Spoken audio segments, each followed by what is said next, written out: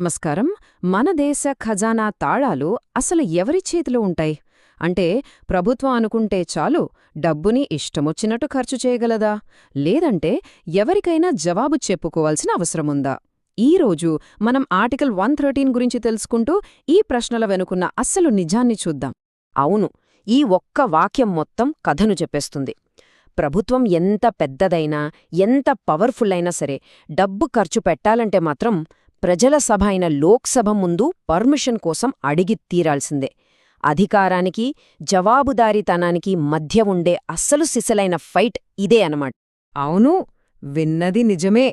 ఈ ఆర్టికల్ 113 ఉంది చూశారు, ఇది అచ్చం ప్రభుత్వ ఖర్చుల స్పీడ్కి మన ఎంపీల ద్వారా మనం వేసే ఒక పవర్ఫుల్ బ్రేక్ లాంటిది. అసలీ బ్రేక్ ఎలా పనిచేస్తుందో చూద్దాం. డిమాండ్ ఫర్ గ్రాంట్స్ అంటే చాలా సింపుల్. ఇదొక ఖర్చుల పర్మిషన్ లెటర్ అనుకోండి.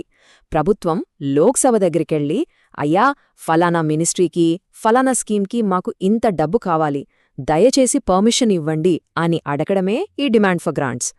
సో ఇక నుంచి ఆర్టికల్ 113 అంటే ఈ చిన్న ఫార్ములా గుర్తుపెట్టుకోండి చాలు.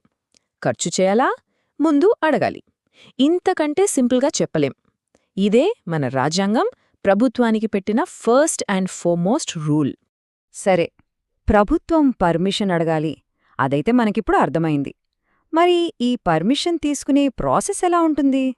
ఏ స్టెప్స్ ఉంటాయి ఇందులో? ఇప్పుడు ఆ వివరాలు చూద్దాం. ఈ పర్మిషన్ ప్రాసెస్ అనేది ఒక పద్ధతి ప్రకారం 4 స్టెప్స్లో జరుగుతుంది. చూడండి, ఫస్ట్ ఫైనాన్స్ మినిస్టర్ గారు బడ్జెట్ పెడతారు. అదే మన యాన్యువల్ ఫైనాన్షియల్ స్టేట్మెంట్. ఆ తర్వాత వచ్చేదే అసలు స్టెప్. ప్రతి మినిస్ట్రీ వాళ్లకు కావాల్సిన డబ్బుల కోసం డిమాండ్ ఫర్ గ్రాంట్స్ రూపంలో సపరేట్గా అడుగుతారన్నమాట.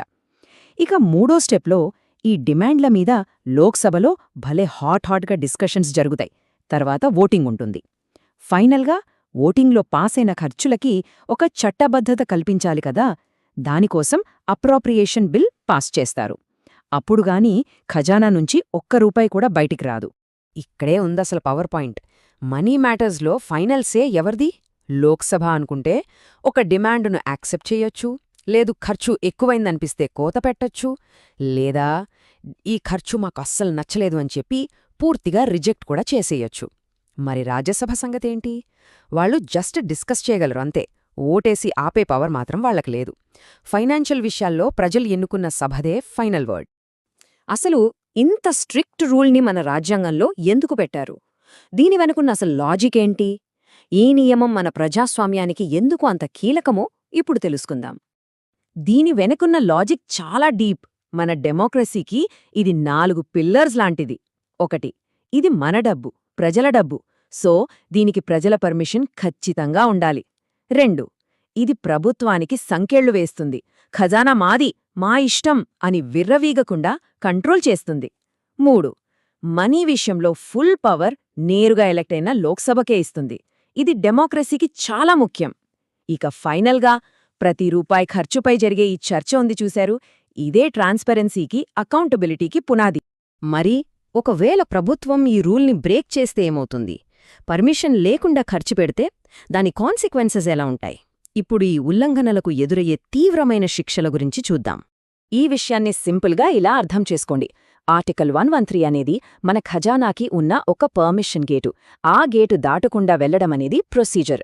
మరి ఎవరైనా ఆ గేటు దూకేశారనుకోండి, అప్పుడది కేవలం రాజ్యాంగ ఉల్లంఘన కాదు, ఏకంగా క్రిమినల్ ఎఫెన్స్ అవుతుంది.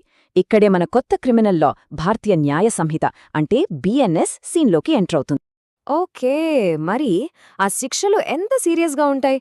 పబ్లిక్ మనీని పర్మిషన్ లేకుండా వాడేస్తే లీగల్గా ఎలాంటి ప్రాబ్లమ్స్ ఫేస్ చేయాలి? ఇవేమీ చిన్న చిన్న తప్పులు కాదు, చాలా సీరియస్ క్రైమ్స్.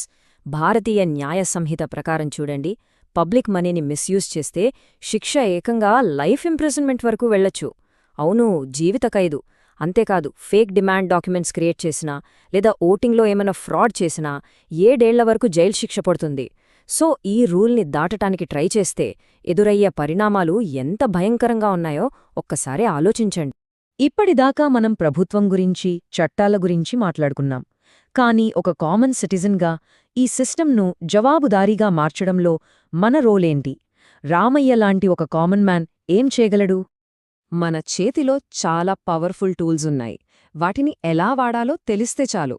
ఫస్ట్ CAG అంటే కంట్రోలర్ అండ్ ఆడిటర్ జనరల్ రిపోర్ట్స్ని ఫాలో అవుతూ ఉండాలి. ప్రభుత్వ లెక్కల్లో తేడాలుంటే అవి బయటపెడతాయి. ఒకవేళ లోక్సభ ఓటింగ్ లేకుండా ఖర్చు చేశారని డౌటొస్తే మనం డైరెక్ట్గా హైకోర్టులో గానీ సుప్రీంకోర్టులో గానీ ఛాలెంజ్ చేయొచ్చు. ఇంకా ఫేక్ డిమాండ్స్తో డబ్బులు తీసుకున్నారని ఆధారాలు దొరికాయనుకోండి, BNS కింద క్రిమినల్ కంప్లైంట్ కూడా ఫైల్ చేయొచ్చు. ఇక ఫైనల్గా మనందరికీ తెలిసిన బ్రహ్మాస్త్రం RTI సమాచార హక్కు చట్టాన్ని ఉపయోగించి ఆ డిమాండ్ డాక్యుమెంట్స్, ఓటింగ్ రికార్డ్స్ మనమే తెప్పించుకుని చెక్ చేయొచ్చు. సో ఇప్పటిదాకా మనం తెలుసుకున్నదంతా ఒక్క వాక్యంలో చెప్పాలంటే, ప్రభుత్వానికి ఖజానా తాళం చెవి పర్మనెంట్గా ఇచ్చేయలేదు. ఆ తాళం ప్రతిసారీ ప్రతి ఖర్చుకు డిమాండ్ ఫర్ గ్రాంట్స్ రూపంలో లోక్సభ చేతిలోకొస్తుంది. అంటే ఫైనల్గా ఆ కీ మన ప్రతినిధుల ద్వారా మన చేతిలోనే ఉన్నట్టన్నమాట.